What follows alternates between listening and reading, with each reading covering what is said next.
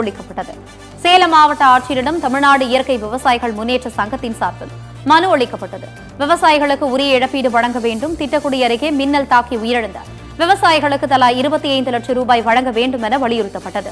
தொடர்ந்து செய்தியாளர்களை சந்தித்த விவசாயிகள் முன்னேற்ற சங்கத்தின் மாநில தலைவர் தங்கராஜ், கள்ளச்சாராயம் குடித்து உயிரிழந்தால் 10 லட்சம், அரசியல் கட்சி கூட்டத்தில் சென்று உயிரிழந்தால் 10 லட்சம் வழங்கும் தமிழக அரசு விவசாயிகள் உயிரிழப்பிற்கு மட்டும் 5 லட்சம் வழங்குவது வேதனை அளிக்கிறது என குற்றம் சாட்டினார்.